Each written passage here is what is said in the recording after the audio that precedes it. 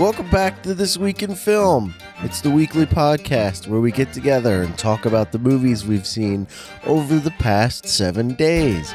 I'm Nick Pronto, joined as always by Midwest Matt Lauer. Matt, how's it going? It's going all right. How are you, Nick? I'm good. Awesome. I just woke up from like a nap and had a bad dream, so that's kind of sticking with me a little bit. Well, we are going to switch gears on you, buddy. Yeah, so let's talk about some horror movies that we've seen. Word up.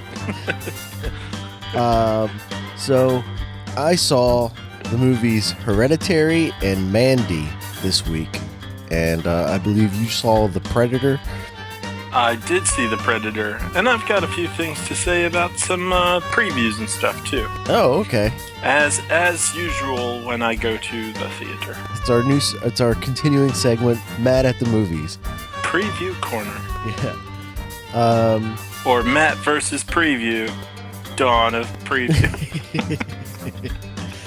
Let's start with Hereditary. Oh, actually, before you jump into that, okay. I would like to, in Matt Makes a Mistake corner, actually, I don't have anything to correct. I just wanted to clarify something about that preview for A Star is Born. And I'm saying this partly because I didn't want to be rude, and partly because it's actually an issue I have with the movie, which isn't out yet. But A Star is Born with Bradley Cooper and Lady Gaga. I'm not familiar. The idea of the movie, so I guess he's some sort of pop star, even though he's like in his 40s, I think, at this point. Uh-huh.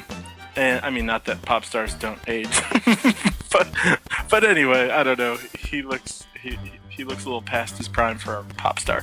Anyway, he's some sort of musician, and he discovers Lady Gaga, who has a great voice, but is quote unquote like ugly. Like, that's how the preview treats it. Like, she can't be famous, she's ugly. Okay, yeah. And she's not ugly at all.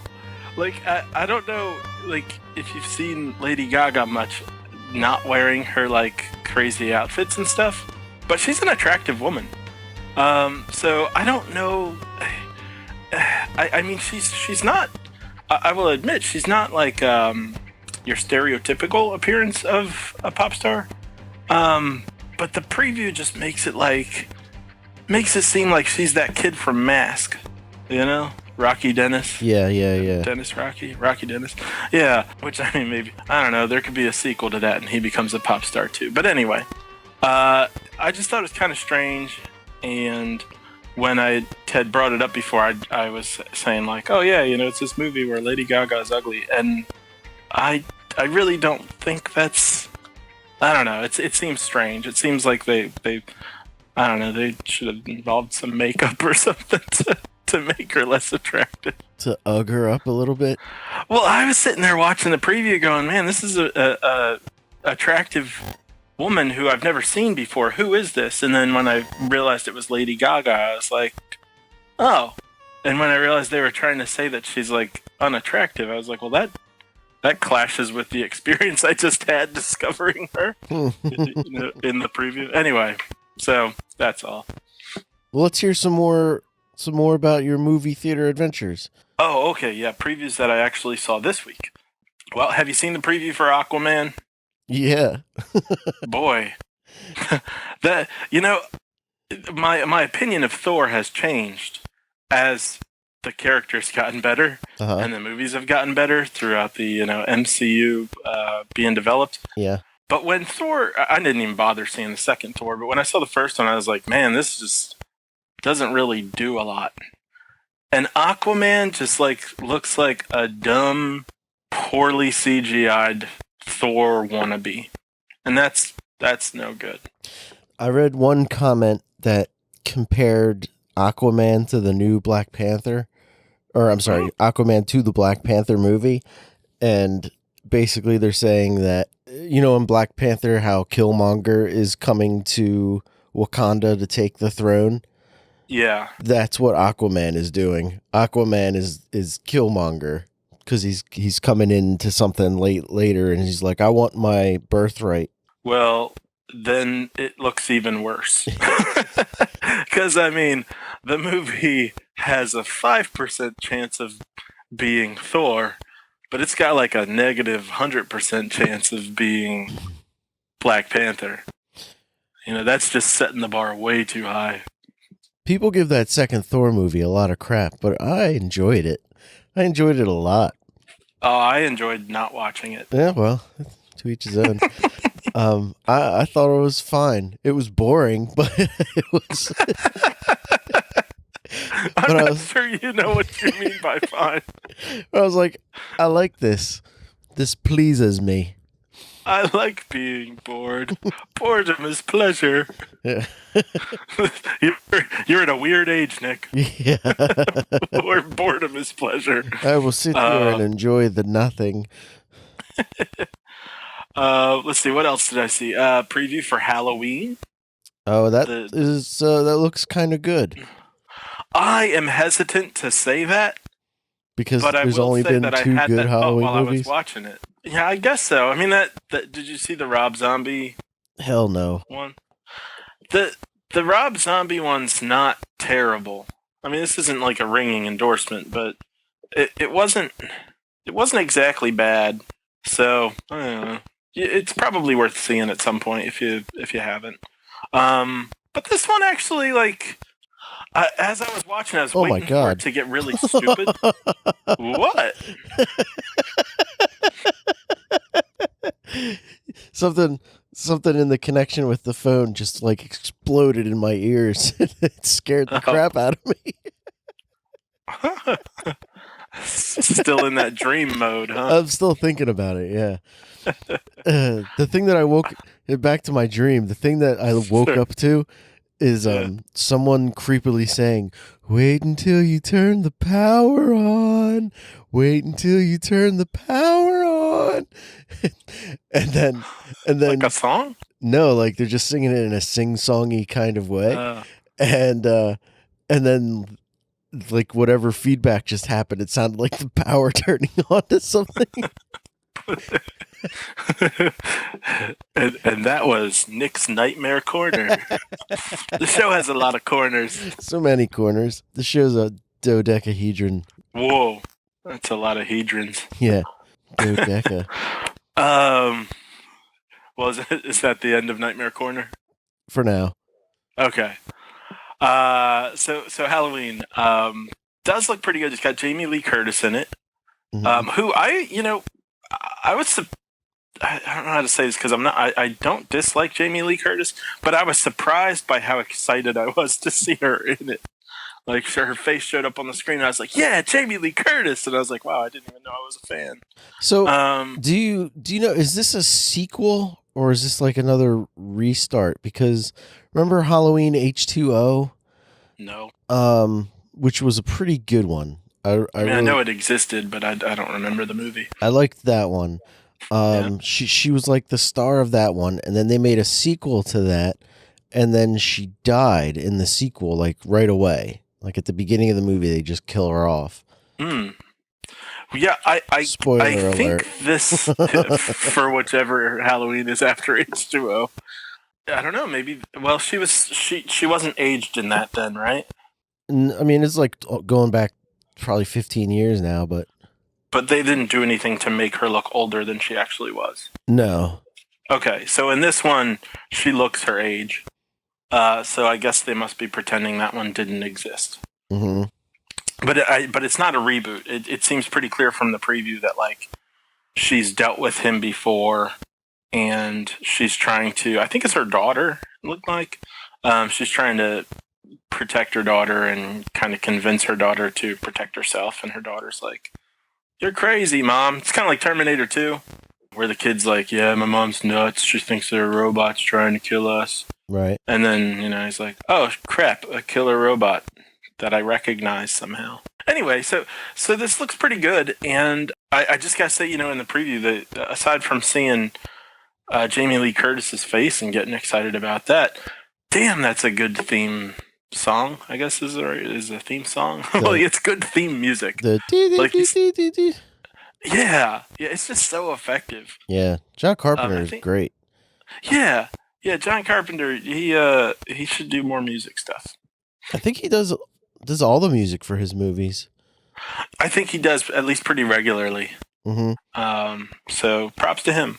I saw an advert or a preview for a movie called Bad Times at the El Royale. Have you seen that? I have not. No.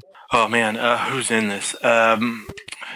Who's the guy that's in like True Grit and Iron Man 1? Jeff Bridges. Jeff Bridges. He's in it, and John Hamm and Chris Pine, and I believe the young lady from 50 Shades of Grey, and a handful of other people. I think Robert Rodriguez is involved in this somehow, and they're all at some hotel or motel. No, hotel, I think, near Las Vegas. I don't know. It looks kind of like, from what you described to me of the Hateful Eight, like this is like a new version. Like if it maybe taking place sort of in the weird mixed time period of the Nice Guys version of the Hateful Eight. They all seem to be kind of stuck in this area, and I don't know. It looks kind of interesting. I feel like there are a couple things in the preview that, at least one thing where it's like, I think that was supposed to be a twist. Maybe you shouldn't have put that in the preview. But it looks like a pretty interesting movie. And for some reason, I got to see the preview twice before this movie. I'm not sure why.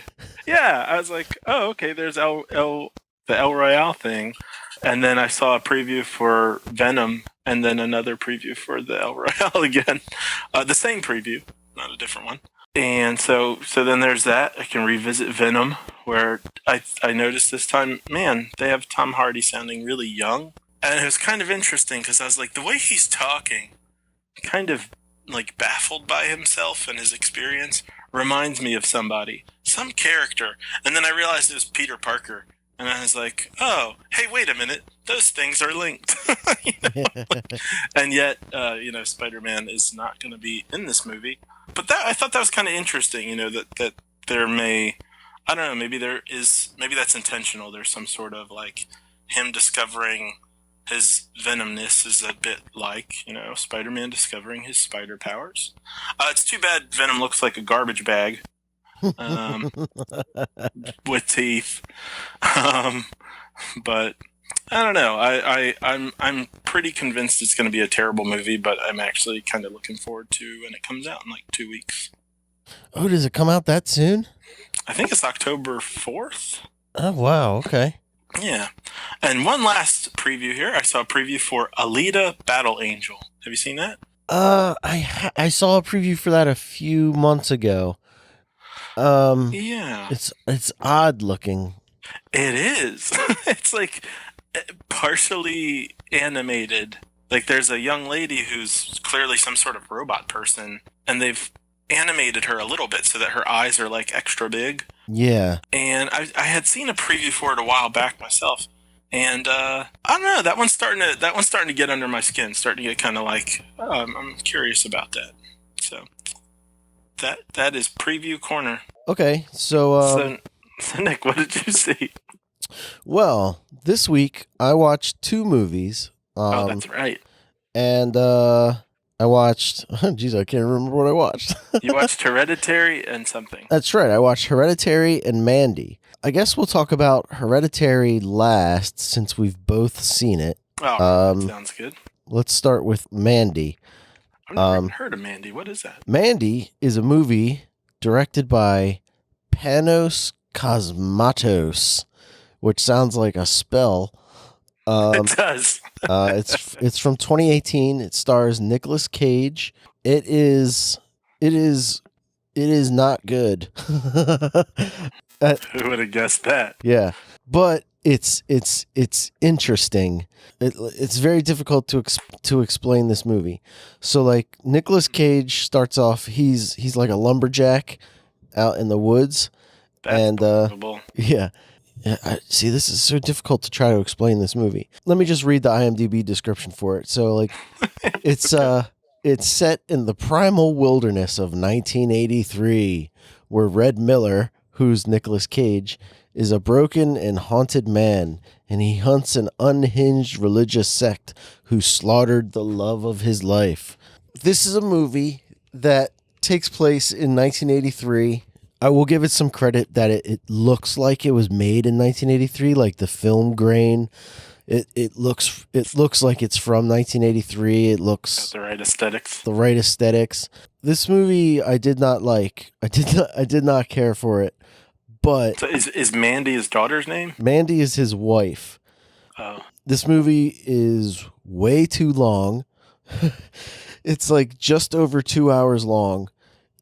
Excuse me. This is not our most professional This show. is the best podcast ever. So it takes place in 1983. It has like all the visual aesthetics of 1983. Nicolas Cage is this lumberjack guy, and he's got this wife whose name is Mandy. He's got this wife. Yeah. Who's played by Andrea Riseborough. Never heard of her. Yeah, I haven't either. But she's got this very odd look in the movie. And then we looked her picture up on IMDb, and she doesn't look anything like she must be wearing a ton of makeup. The first hour of this movie is one of the most boring hours in all of. Oh, so you must have enjoyed it a lot. It's so boring. Since that pleases you. Yeah. It's so boring. There's like these long drawn out shots, like these long sequences of like dialogue, like little monologues. And like there's this one part where Nicolas Cage's wife is telling this story about her father murdering these starlings. And she's like, when I was a kid, my father, he didn't like these birds that ate the cherries off the cherry tree. And so one day he captured all the little baby birds in a bag, and we hit them with a crowbar, and we smashed them into the ground. And Nicolas Cage is like, Jesus Christ. That seems like an appropriate response. Yeah. And so then like that's the end of that scene. I am looking up this young lady in pictures on Google, and she looks very different in every picture. Yeah. And so like in this movie, her look is she's got like this one, like her eyes are all messed up. Like she's got one giant pupil. She's got this scar on her face that they don't explain at all.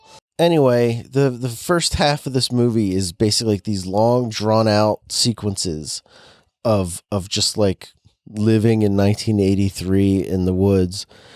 And the one thing I will give this movie credit for is it has a lot of great visuals, like a lot of artistic lighting. The guy who made this movie, Panos Cosmatos, really loves the color red because there's a lot of red imagery, like red lighting and whatnot, to the point where it gets pretty annoying. Where you're like, I'm sick of the color red, man. I don't want to spoil anything for this movie, but the wife gets murdered, and Nicolas Cage goes on a revenge mission. And the first hour of this movie is pretty boring. It could have been cut down to maybe 20 minutes. Like that sequence I was talking about where the wife is talking about the dead birds has nothing to do with the rest of the movie. It's like they were just filming and she decided to improvise this whole thing. Yeah, it's not a very good movie. I didn't care for it. Visually, it's pretty stunning. Like the cinematography is great. The lighting is great. Like it could have just been called Lighting the Movie. But I did not care for it. The first hour is just so boring and unrelenting. And then the second hour of the movie, it turns into this revenge movie where Nicolas Cage is hunting down the people who kill his wife. And they're like these monsters in the movie that don't make any sense. Like they say that the people who are these monsters, like they took some really bad LSD in the 70s and like they turn into these like real like monsters. Like there's no other way to describe it. And so then Nicolas Cage is hunting them down with a crossbow, and then he hunts down this religious sect who are the people that kill his wife. And he's like picking them off one by one. And then that's when the movie gets really good, is when he starts doing the revenge stuff. But until then, it is so slow and so boring. And the director of the movie really loves the color red because there are so many sequences that are just red light only. And you're just like, this is going on for way too long. I guess it's kind of worth seeing for like a decent Nicolas Cage performance. He does go full Cage at one point. Oh, that's good. Yeah, like there's this. I mean, if you're sitting there for 2 hours, you want at least one Cage freak out. Yeah, there's this one sequence where he's in the bathroom after his wife gets killed, and he just starts drinking a bottle of vodka and pouring it all over his wounds, and he just starts screaming. And there's the camera that they're using is this wide angle camera, and the camera guy is like moving in real slow, but then like he backs up because Nicolas Cage is like freaking out, and like it was like a real interesting moment where you're like, oh man, this is Nicolas Cage going full on Cage. And for that it's probably worth seeing, but feel free to skip ahead till the second hour of the movie, because it is slow and it is boring, that first hour. Do you think that like when people directing or making a movie with Nicolas Cage need him to do that Cage freak out thing? Do you think they say like, hey Nick, we need a Cage freak out right now? Do you think they're like, hey man, in this scene, do your thing? Yeah. Yeah, we need you to go full Cage. Yeah. Yeah, I don't know. It's an interesting performance from Nicolas Cage. Like I like him in this movie. There's this one sequence where he's fighting one of the demon monsters, and this is my favorite part of the whole movie, and spoiler alert for it, but he like slices the demon's throat, and all this blood starts splashing into Nicolas Cage's face, and he's just sitting there going, ah! Like all this blood is just pouring onto his face. Oh man, I thought that was great. Like that almost made sitting through the whole movie worthwhile. But that first hour is so difficult to get through, and there's a title page, like the movie tells you the title of the movie, Mandy, halfway through the movie, and you're like, oh, the movie's starting now after all this nonsense we just had to sit through. In all seriousness, how far in do you think it is? An hour. Really? Yeah. The title card? Yeah. An hour? Yeah. That's really weird. I did watch a review of the Red Letter Media guys did a review of this just yesterday, which I thought was kind of funny because I just watched it.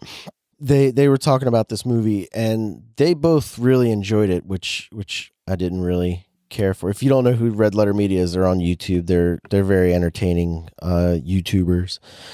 Anyway, they're talking about this movie, and the one guy who really enjoyed the movie, he is really into horror stuff, and this movie's kind of a love letter to horror movies. At one point, the wife says that they live in a cabin just off of Crystal Lake, which is like a Friday the 13th reference. Right. There's a lot of like the lighting schemes, and I guess a lot of the references. Like the movie takes place in the 80s, like an 80s horror movie. The evil demons in the movie look like the monsters from that movie we watched, Hellraiser. So it's kind of a love letter to like 80s horror, but boo. Not on par with it. But boo. I would say it's worth checking out. Like at one point, Nicolas Cage forges his own axe. Like out of nowhere, he just forges his own axe. And for the second hour, it's probably worth checking out if you have 2 hours to kill. But feel free to skip through the first hour. Like there's such these long drawn out sequences of like, this is really boring. Yeah, Mandy, 2018. I think I'll skip that one. Bling. Okay. Yeah, that's not me. Okay, well, moving on from that, I guess. The Predator is directed by Shane Black, who was in Predator. Which I didn't know until just this past week.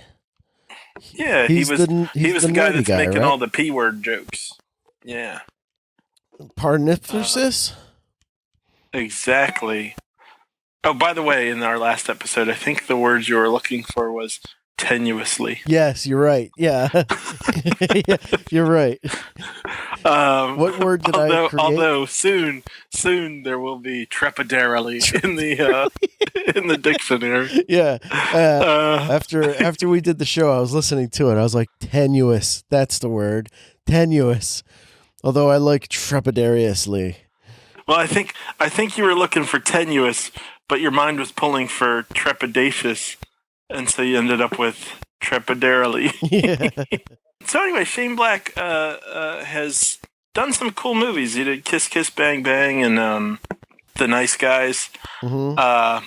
So he's done He some did the good first stuff. 2 Lethal Weapon movies. He did Monster Squad. He wrote the first Predator. Yeah, he might not be at the top of his game anymore. This movie is not good. It's boy, there's so much to say about this. Maybe someday we'll do a deep dive if you watch it. So overall, it ends up becoming entertaining. For the first 45 minutes or so, I was like, this is dumb, and it's not really entertaining, and all of these characters are annoying. There's a kid who, of course, has autism. He's somewhere on the autism spectrum, because that's what you've got to have if you don't have asthma. There are a handful of douchey guys, including Key from Key and Peele, and also including, and I didn't realize this till about halfway through the movie, Thomas Jane, who just keeps showing up everywhere. I saw that. And I was like, this guy looks just like I have with every movie Thomas Jane's been in the last 5 years. I'm like, this guy looks kind of familiar. And then eventually I went, wait a minute, is that Thomas Jane? Yeah, we're on a total Jane kick lately. Yeah. And the main character is the guy from Logan who had the metal hand in that movie. Okay. And so the first hour of the movie, first 45 minutes, I'm like, man, this is just not good. It's not gripping me. These people are annoying. Olivia Munn's in it, and I always enjoy looking at Olivia Munn, but I haven't really been too happy with her acting in most things. Yeah, she's terrible. She's improved. Actually, everyone in this movie, so this is where it starts to turn around. Everyone's actually performing well, which is not what you'd expect. Mm-hmm. Certainly not what I expected. And at the end of the movie, I still don't really like anybody. But there's a point in the movie at which I realized something that was really helpful for me. And that is that even though this is a sequel to the Predator movies, like Predator 1 and 2, and I suppose Predators, but I'm not sure if there were any references in that because I don't remember that movie at all. It just didn't stick at all. But what I realized is if you approach this movie not as though it's a sequel to Predator, but as though Alien versus Predator and the second one of those, as if those are sort of a non-canon, side universe. Yeah. Then it works. Because it is definitely an Alien versus Predator kind of movie. There just isn't any alien in it. Yeah, but if you go with that, it actually starts to work. It's all over the place. It's got that feel of like comic movies where they have some panels from the graphic novel that they want to show in the movie. Batman versus Superman, It's kind of like that. Like they had a lot of ideas and they just tried to string them together after the fact. But I will say, once it starts to kick in and once I put it into that category, I think maybe I was expecting it to be a bit better, like the original Predator because of the Shane Black thing. Yeah. Don't. Just take him out of your mind. And after that, it started to get fun. And to be honest, like the only reason I actually did get to enjoy the interaction of the characters, it's not the writing, it's that these guys who are really obnoxious and not the sort of people you'd actually want to be around, they're just performed so well by Thomas Jane and Key and a handful of other people. And they've got a couple sort of subtle lines. Like there's one moment where a woman gives us sort of a speech and this one guy's like, I don't care about your speech. It didn't do anything for me, but that guy said something that, insulted my manhood, so I have to go do that thing, not because of your speech. And then as they're like walking out, this other guy's like, I liked your speech. And it's just sort of little things like that where they make a ton of jokes. Some of them actually land, and the performances are good enough that it's kind of enjoyable. The main character, though, his performance wasn't bad, but like there's not anything in it really. It's not interesting.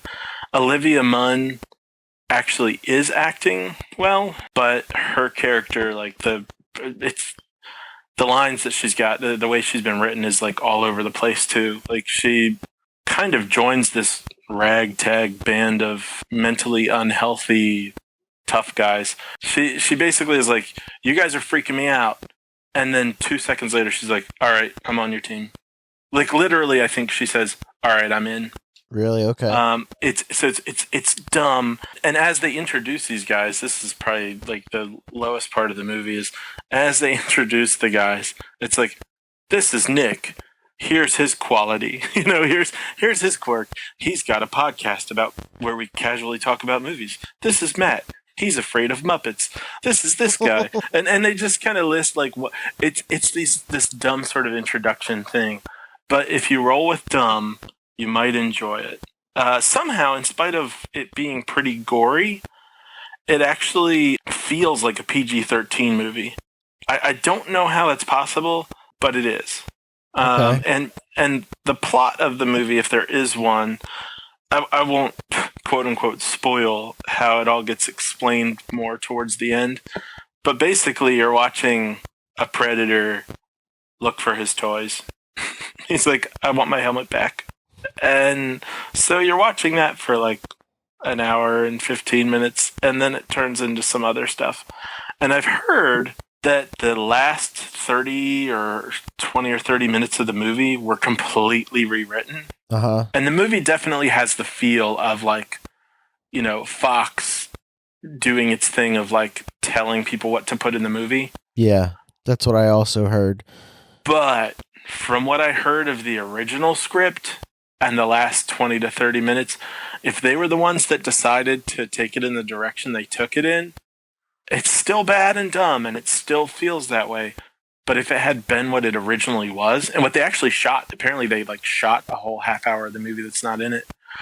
If they had stuck with that, it would have been way, way worse. Really? Okay. Yeah. But if you do really like the original Predator, and that's what you're hoping for, I'd say don't go and see this, because you're not going to get the things that really made that a great movie. The guys in this are not impacted the same way. You're not afraid of the Predator at all. Like nobody seems to really be afraid of it. It's kind of like, oh, there's an alien that we need to fight. Okay, let's do that. Some of the guys are like, I don't know, man, that sounds pretty dangerous, but it's not. There is no horror feel to it. There's some gore, but there's no. Like in the original Predator, you're actually kind of like, it's mysterious. It's some of what's there is what you're not seeing. Uh-huh. And in this case, that's just not there. It's like, here's the Predator. You're going to see it a lot, and there's not much mystery. The guys already figured out what it is, because in this movie, you've got a character played by Sterling K. Brown, who was the father of Killmonger in Black Panther. Oh, okay. He's in this, and he's a great actor. I've seen him in a handful of things now, and he's just really, really good. Including that People vs. O.J. Simpson show. He is just downright explaining everything about the Predator. So it's really the opposite of the first movie in that way. So, if that's what you're looking for, understand that's not what you're going to get. But if you're looking for basically the A-Team meets Predator, you will totally get that. Okay. So it's a recommend to a specific group of people, and a definite not recommend to a specific group of people. So if you want the original, don't. Right. So it would have been better if it had a more cohesive narrative, but it does get kind of fun if you're cool with AVP. I like the first one. I'm starting to wonder if I actually saw the second one or not. I think we saw it together. Did we? I know we saw the first one together. Yeah. And we walked out going like, that was dumb and enjoyable. Yeah, the second one like is just like a slasher movie. It takes place in like a school. Like the only scene I can remember had something to do with a swimming pool. That's all I can remember of it. I think I'd be willing to see that or see it again. I'm not willing to see Predators again. We saw that together too. Did we see Predators together? We sure did. Oh, I did not care for that movie. No, you didn't. Yeah. And neither did I. And Adrian Brody does not in any way belong in the lead role of an action movie. No. Is Elijah Wood in that too? No, it was Topher Grace. That's right. Yeah, okay. Yeah. Spoiler alert. Maybe Predators. Topher Grace is a serial killer. We're due for doing a commentary track again. Maybe we'll do Alien versus Predator Requiem for all the people out there that are clamoring for it. I'd be cool with doing that, or the first one. Yeah. I haven't seen that in a while. I think I've only ever seen that one twice. I've only seen them both one time. I may own it.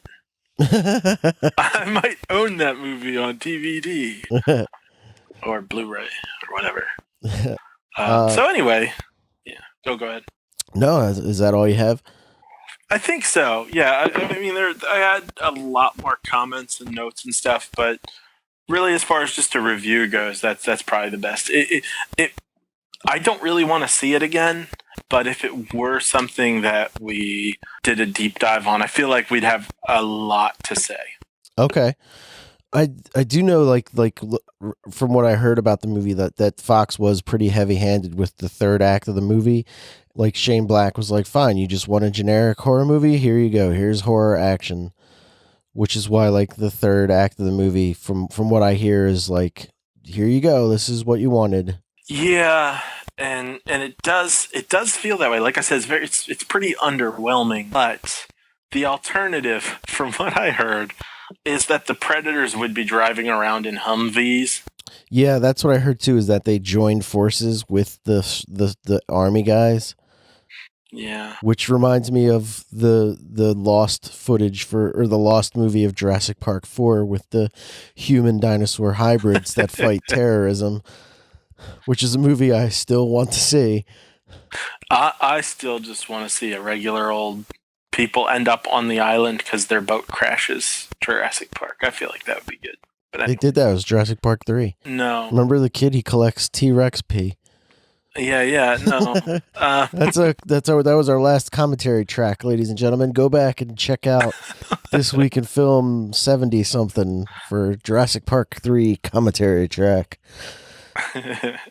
Yeah, no.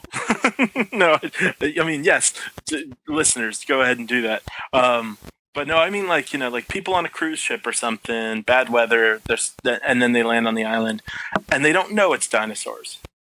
They don't know it's a dinosaur island, and then they discover it, and they get to be in awe. This would all be as though none of the other movies happened, just the first one. Yeah. And people are like, wait a minute, dinosaurs? I didn't even know dinosaurs existed in the present time. Uh-huh. And then, so you get actually the experience of the shock and awe, and then the terror, Yeah, I like it. That's a cool idea.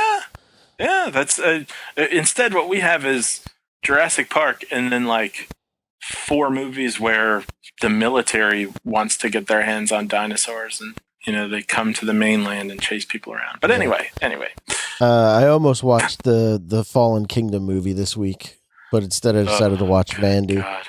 Well, I don't ever want to watch that. I was about to offer doing a deep dive on that, but I don't want to. I don't want to sit there for the 3 or 2 hours that feel like 10. Right. Yeah, I'm not looking forward to watching it. Like, there's everything I've heard about it does not sound fun. You're going to have lots of notes. But yeah, hopefully I'm going in with super low expectations, so like maybe it'll surprise me.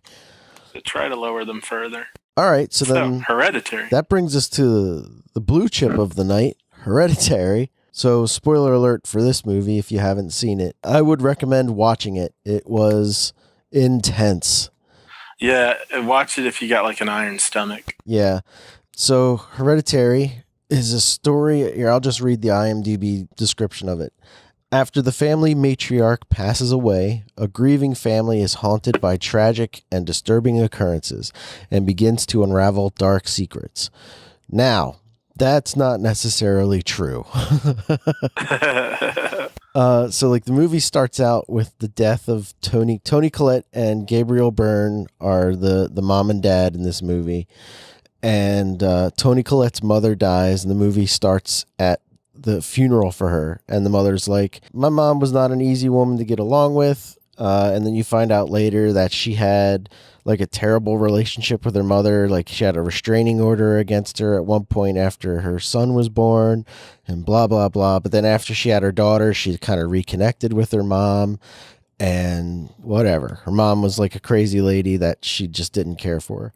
So the mom dies, and then Tony Collette goes to like a grief you're a therapist. There you go. It's a support group, a grief support group. And while she's there, she tells a story about how horrible her mother was, and then how her father killed himself, and how her brother killed himself. And you're like, oh my God. And it's at this point you forget that this movie's a horror movie. Uh-huh. And you're like, oh man, this is just like an intense family drama movie. You're like, oh man, this is intense. Yeah, it's like, oh, this isn't what I was bargaining for, but man, this is still going to be pretty powerful, whatever it is. Toni Collette is a wonderful actress in this movie. She's just great.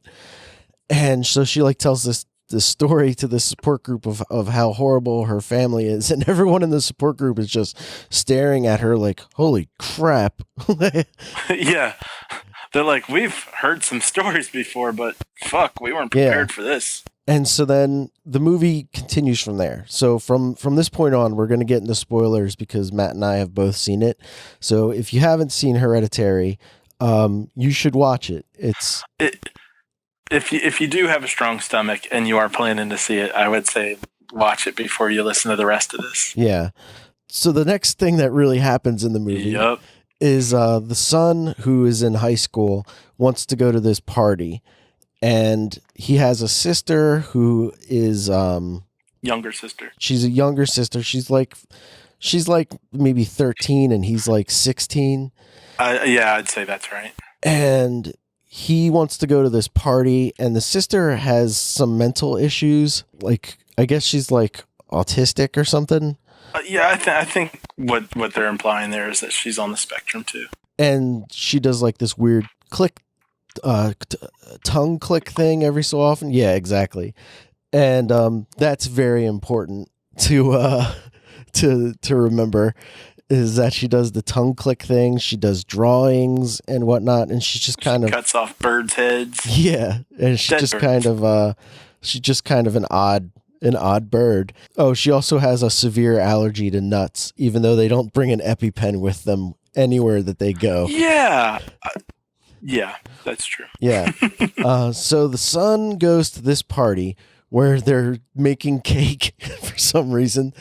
And in the cake... Yeah, I thought that was really odd. I know it's a small detail. Yeah. But, I was like, what teen parties where, it's all like alcohol and rave music and stuff, have a cake? Yeah. It's just not a thing. And not even just having a cake there, but they're baking a cake. Yeah. So there are nuts in the cake. The brother tells the daughter to go eat some cake while he decides to go get high with this girl he likes from school. The girl eats... Go ahead. Sorry to interrupt, but it's just... It's odd. I mean, I think the son lies and says it's like a barbecue for school or something. Yeah. But the mom knows what's up. Yeah, and it's odd, but it also makes sense in the context of this being a pretty dysfunctional family. Like on one hand, you're like, nobody would send their 13-year-old daughter with their 16-year-old son to go to this kind of party. I think she does that because she's like, well, if you take your sister, you're going to act responsible because you have to get her home. That may be possible. But I kind of got the sense more that it's supposed to be a bit darker than that. That she actually wants him to take the sister so that she can get rid of her for a while. Oh, really? Yeah, I kind of that's how it sat with me. Was like, this is a unhappy family. Toni Collette's really trying to get space to herself to work through some really messed up stuff, and kind of resentful of her family. And she's just like, you know what? Take her, get her out of my hair. I don't care what you guys do. I'm going to give you a hard time about it. But truth be told, if you're out of the house, I'm happier. Interesting. So, yeah, no, I didn't catch that at all. That's an interesting theory. I like that. I don't know if it's true, but that's how it really felt for me. And it didn't even feel kind of hazy on that. I wasn't like confused about it. At first I was like, this is really odd, and then I was like, oh wait, no, this makes sense because she is pretty I don't want to say self-absorbed, but I guess that is true. Like she's pretty stuck in her own junk. Yeah, that's a good thought. I like that. So anyway, back at the party, which is also odd because at the party, none of the kids seem to think it is weird that there's a 13-year-old walking around. Yeah, there's like all these like older kids, and there's just this child walking around with them, and she's eating the cake. So she gets the cake and starts eating it. She has this allergic reaction, and the brother is like high as a kite, smoking the marijuanas, and he has to like try to rush her to a hospital or whatever. So they get in the car, they drive. He's speeding along this highway. This country road, and the daughter starts freaking out because she can't breathe, and she sticks her head out the window of the car to get some air. And the son, like, there's a deer in the road, and the son swerves to avoid the deer, and the girl's head hits a electrical pole on the side of the road and decapitates her.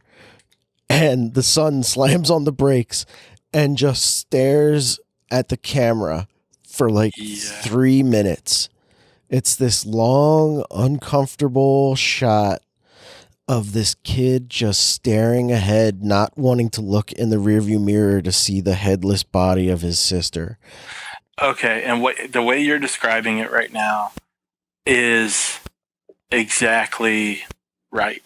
Like, the girl gets decapitated, but it is not, even though they show the head, like, I don't know, the next day or a few minutes later or something, on the side of the road looking all nasty, it is not the decapitation that's the disturbing part. Yeah. It is this kid frozen, not looking, but like knowing. Yeah. That is like gut churning, and like that's where I was in the theater going like, I don't know if I can do this movie. This is because his reaction, and I don't even think this kid's that great of an actor, to tell you the truth. Like throughout the rest of the movie, I'm like, oh, this kid's not that great. But I like this moment, good job. Yeah, I'm not saying he's terrible, but I think that this moment is he is on point, and the directing. Like the way they did this was so, like, they knew what would really have the impact. Yeah. And it's that long sitting there as a viewer, you're like, oh God, I don't want him to look, but I do want him to confirm what just happened. Yeah. And I don't want him to. You're not entirely sure that her head got knocked off. Yeah. And then it continues, and he drives all the way home. He like coasts home, like he goes like 2 miles an hour home. Yeah, he's just idling, and then he waits in his room, and you just watch him lay there all night long. Yeah, and his not mom falling asleep, and you're like, oh God, the eventually someone's gonna find this. Yeah, and you hear the mom get ready to leave, and you're like, oh no, oh no, oh no, oh no. Yeah, and he's just staring at the camera the whole time. And it just, like, each part of it works so effectively. Because then it's like, oh, man, the waiting's the worst part. But then you hear the mom scream, and you're like, no, this is even worse. Yeah, this is even worse. And you see him start to cry. Yeah. Because she's screaming. Oh, man. Yeah, Toni Collette, her reaction to the daughter is off camera and so perfect. Like there's like her just screaming out in the driveway, and you're just staring at the kid staring just past the camera, and you just hear her screaming screaming. And then the next scene is her like in the bedroom, just in grief, just like freaking out. And the husband is there, played by Gabriel Byrne, who somewhere along the way got old. And so Gabriel Byrne is like trying to comfort her without saying anything, and she's just like on the floor screaming, "I want to die, I want to die." Like, it's at this moment this entire family is completely broken. It is the most intense movie feeling watching a movie that I've had in a really, really long time. Like when they're driving, when the kid is driving that car and he swerves and you hear the sound of that girl's head hitting that pole. And my wife and I were both watching it, and we both just go, "Oh my God." I think my mouth was open until like 5 minutes later. Like, I was like, "Oh my God." Like, that's the kind of movie that this is. Like, it's a horror movie, but like more of a psychological horror movie, not like a slasher horror movie. Like, this movie gets in your brain, and like your imagination starts to make it what it is. The horror is what's going on inside of you. Yeah. Like, I've heard some people complain that the movie's boring and that it's not really very good. And I'm like, I completely disagree. I thought this movie was excellent. The only thing that I don't like about the movie, jumping ahead, is the ending. I thought the ending was lame. Because in my head, I had created a much better ending to the movie. And again, spoiler alert for Hereditary, I'm going to reveal the ending of the movie. The grandmother that died at the beginning of the movie was like queen of this satanic cult. And what they were trying to do was bring about the return of this devil king. And that's what they do. They do it. Yeah. It's very Rosemary's Baby. Have you ever seen that? I have. So like the Rosemary's Baby, like the end of the movie, spoiler alert for Rosemary's Baby, she gives birth to the devil, and like she goes to find her baby, which has been kidnapped, and there's like this room full of people who are like, Satan is his father, and they all start doing the Hail Satan, Hail Satan. And you never see like the baby and whatnot, but like they show like this quick look of like, and it's this evil looking thing, and it's Mia Farrow's reaction to it, that it's like, oh my God, this is horrible. And in this movie, it's they kill the entire family. The son jumps out the window, and the spirit of the daughter enters the son, and the mom's headless body floats like a cartoon up into the treehouse. She saws her head off. Which is a horrifying sequence. And then at the end, it's just a bunch of naked old people saying, "Welcome back, devil." And you go, this feels like the end of The Witch. Yeah, exactly. You're exactly right. The last 20 minutes of the movie I thought were hokey. Like, once the mom turns into a monster, like there's that one creepy shot where the son wakes up in his bed and the mom is in the upper left corner in the dark. And you're like, oh man, I did not know she was there. And then they cut to this other shot and they show the mom like scampering across the wall. And I was like, that looks really bad. But other than that, I love this movie. I thought it was great.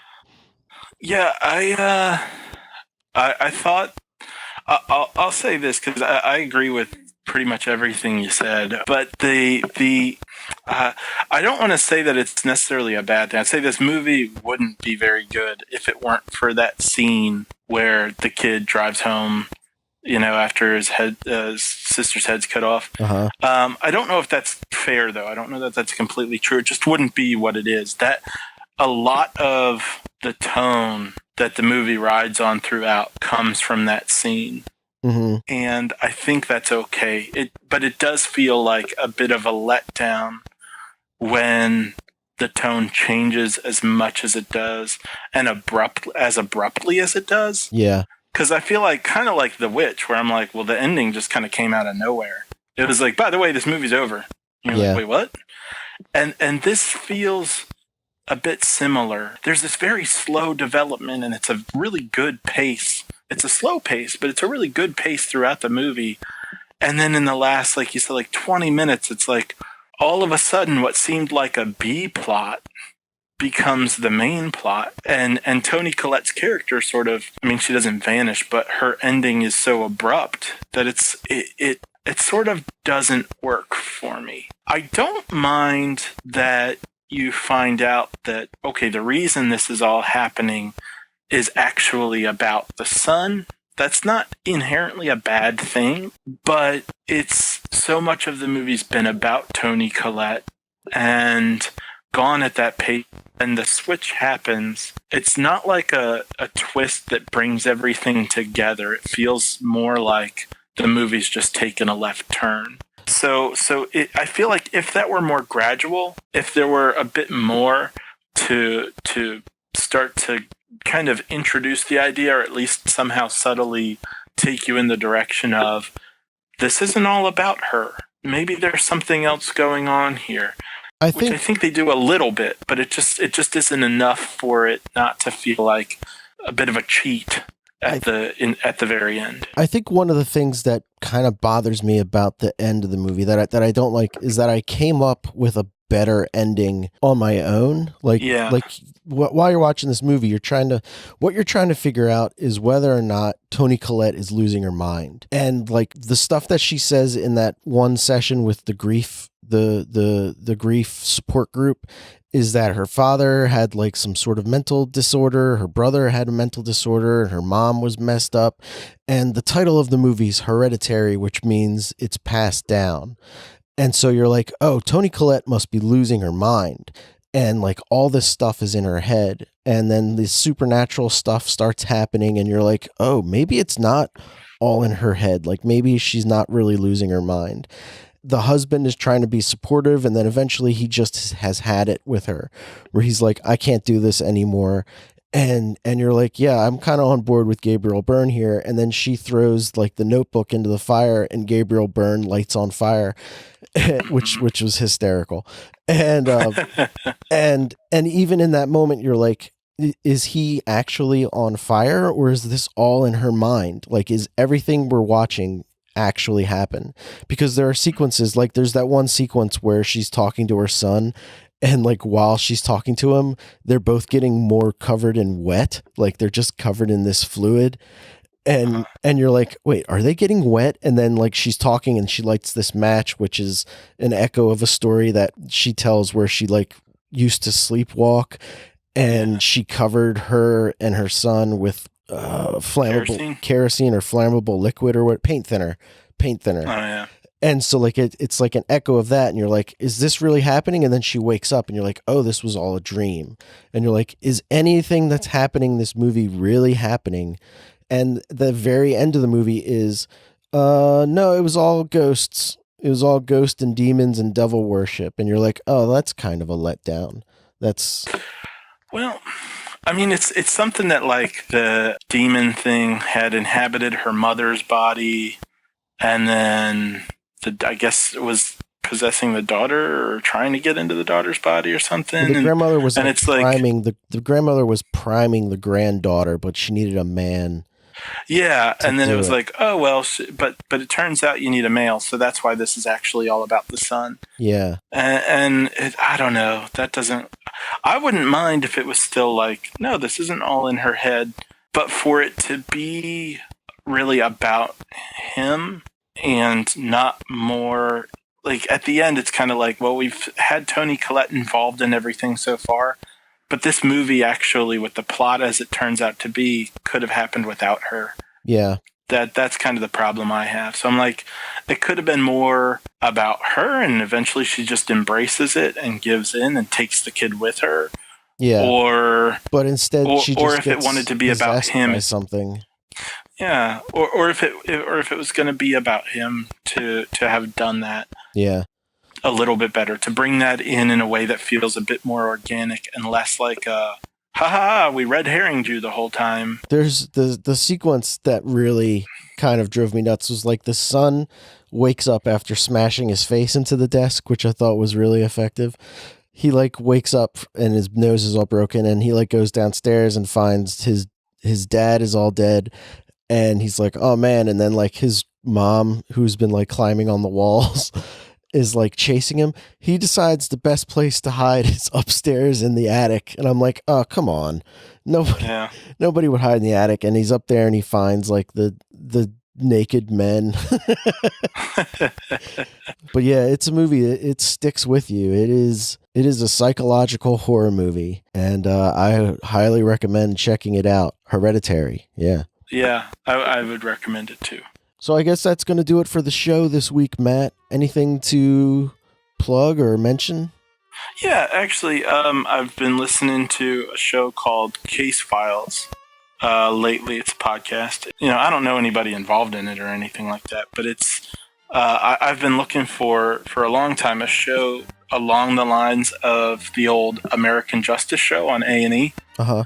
And can never seem to find something that really scratches that itch. There's a show called Criminal that's a podcast that's pretty good, but the episodes are pretty short. They're like 20 minutes. They don't go so deeply into things. This one's like an hour to an hour and a half per episode. I would say if there's anyone who just happens to be looking for the same sort of thing, check out Case Files. It's really good. Okay, cool. The commercials are super long, so be ready to hit that 15-second fast forward button. Yeah, those are the worst. I can't stand like the 90-second commercials on podcasts. Oh, Speaking no, of which, if you're an advertiser, 3 minutes long. If you're an advertiser and you want to advertise on our show, we'll talk for 10 minutes. I'm sorry, it's called Case File True Crime. Case File True Crime.